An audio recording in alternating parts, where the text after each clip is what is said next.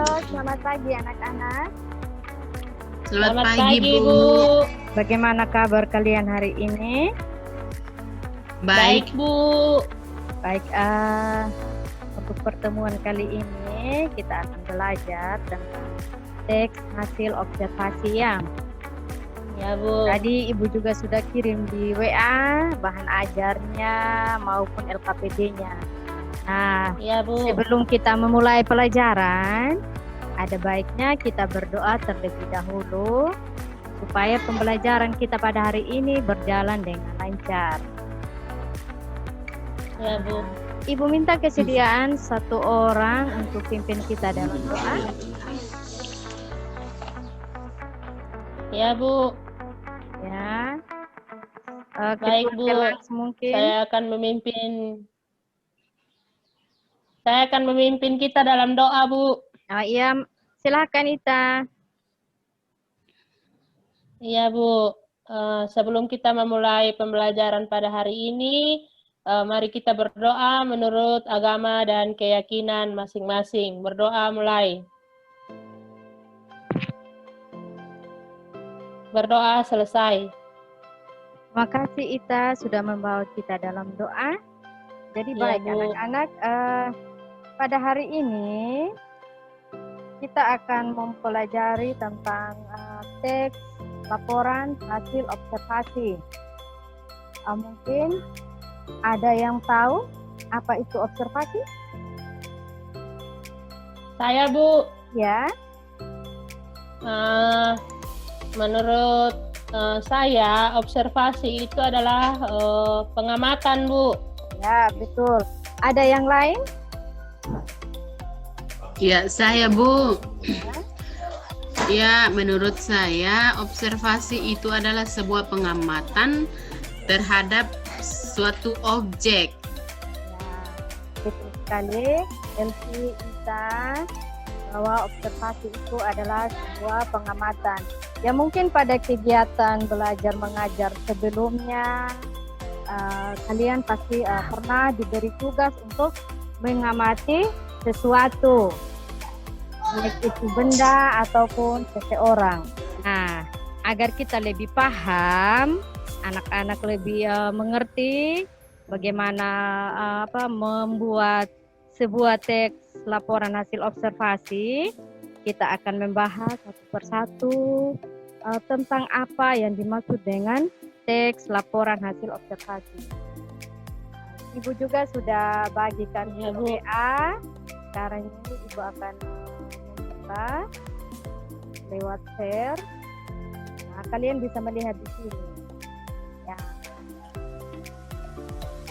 Ya, Bu, bisa, Bu. Sudah bisa dilihat. Nah, itu diperhatikan.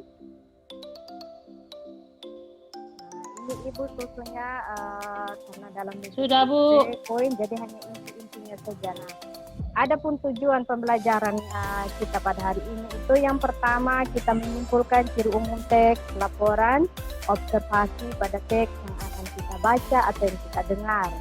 Terus yang kedua kita mendaftar kata atau kalimat sebagai ciri teks dari hasil observasi pada teks yang kita baca. Terus selanjutnya kita menentukan gagasan pokoknya.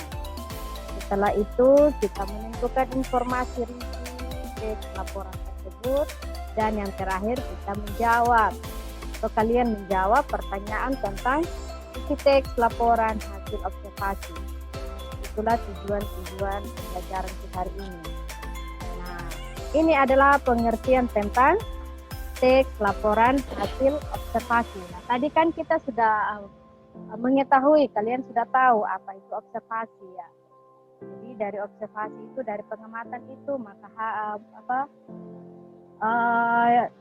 kita akan menghasilkan hasilnya.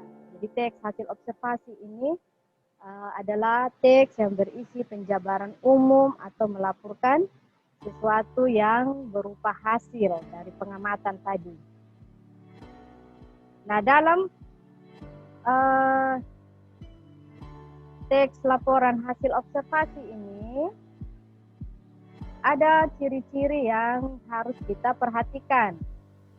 Yang pertama itu bersifat objektif.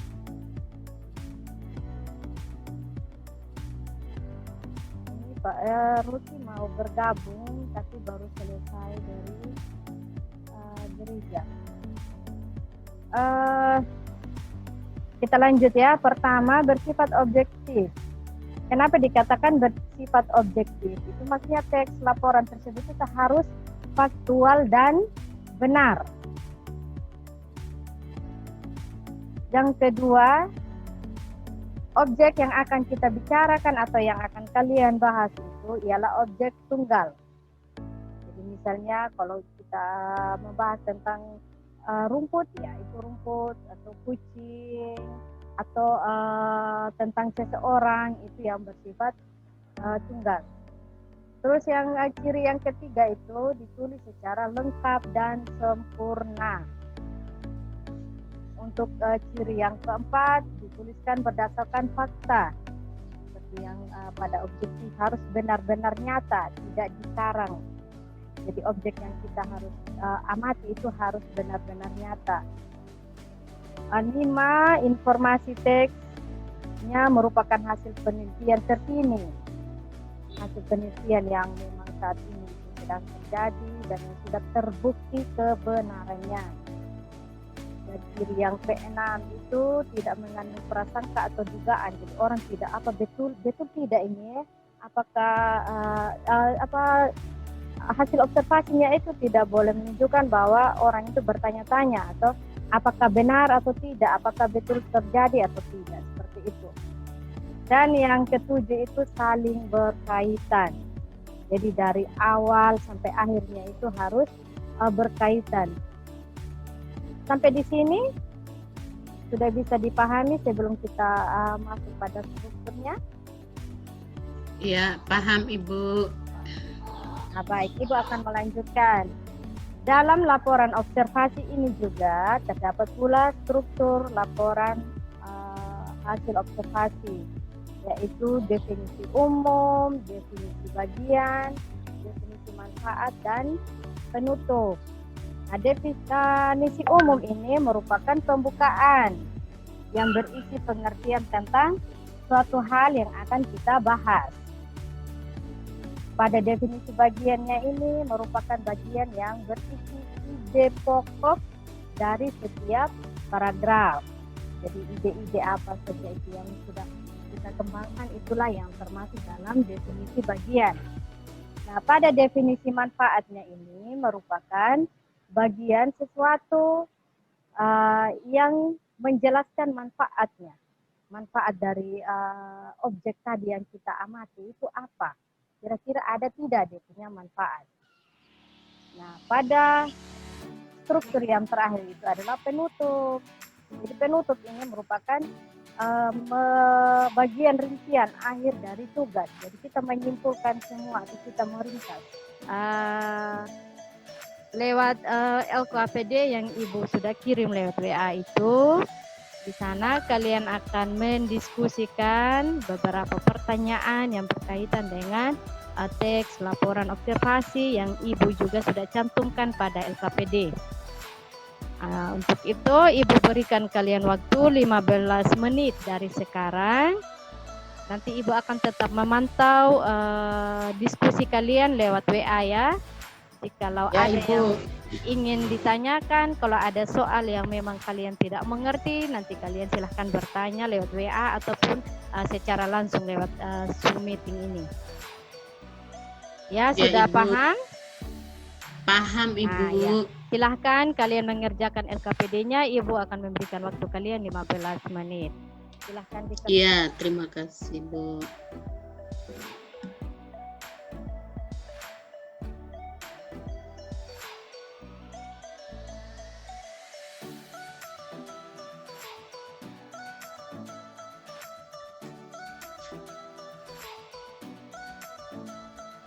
Untuk pertemuan kali ini kita sampai di sini.